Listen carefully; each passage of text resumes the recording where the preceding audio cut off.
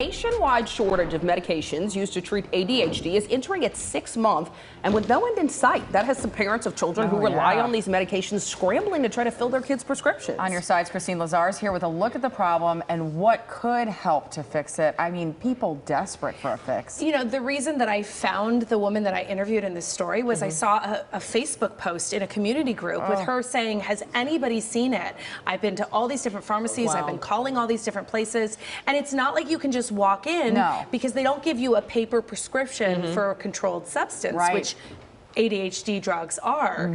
So it's really tough on these families. And I want to say also that we have blurred the faces of these kids in the piece to respect their medical privacy, right? But their mom still wanted to talk about, you know, how frustrating this is. Now, though this shortage started with Adderall, it's moved on to its alternatives like Ritalin, and experts say there is no easy way to increase supply. It's devastating. It's not for me, it's for my child. And as a mom, I will do anything for my babies. You can hear the desperation in the voice of this mother who has 2 boys, 10 and 8, both on ADHD medication. Getting those prescriptions filled has basically become a full-time job. Between my husband and I, we had to call probably 30 different pharmacies. She ended up filling one prescription at a pharmacy 20 miles away and the other at another pharmacy in the opposite direction. And she'll have to do it all again at the end of the month. My pharmacy was saying it might not be readily available until about June. The FDA announced the Adderall shortage back in October, blaming manufacturing delays. But experts say the shortage is more about an increase in demand. Adderall prescriptions went up nearly 20% from 2020 to 2021. Dr. Daniel Bruckner is part of a large pediatric practice in Encino. It's a daily problem for us. I mean, we're getting phone calls from moms, from the pharmacies, kids that have been on the same medicine for ADHD for years even, and all of a sudden they can't find it. 6 million children in the U.S. have been diagnosed with ADHD, and more than 60% take medication to treat it.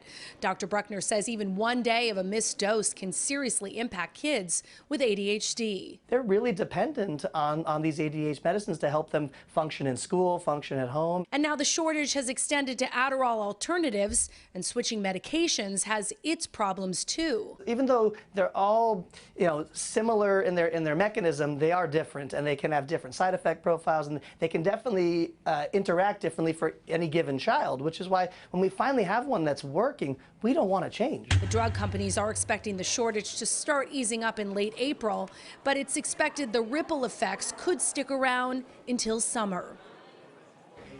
Now, since most ADHD medications are classified as controlled substances and have a history of abuse, both the FDA and the DEA have limits on production and distribution, and that, of course, makes it even harder because it's not like they can just ramp it up. Now, some lawmakers have called on the DEA to raise the amount that they can produce, but that hasn't happened yet. And as we were talking when the report was rolling, another issue is that demand is up so much because of telehealth, right, which has become really popular during the pandemic and beyond. So people are getting prescribed via telehealth. And now also the FDA is looking into whether you will have to actually go in person to be prescribed, that you won't be able to do it via telehealth. I find it odd that it's like you go to buy more than one box of Sudafed, I have to show my driver's license. But for this type of medication, you can call in and get it.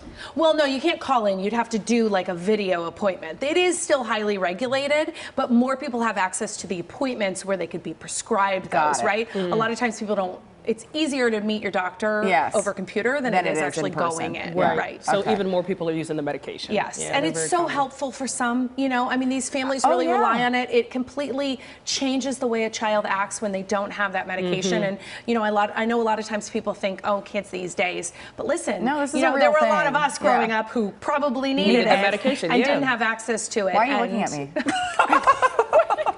I heard from your, you know, elementary school teachers. Not Jamie diagnosing herself on TV. All right, thank you. Thanks, Kristine.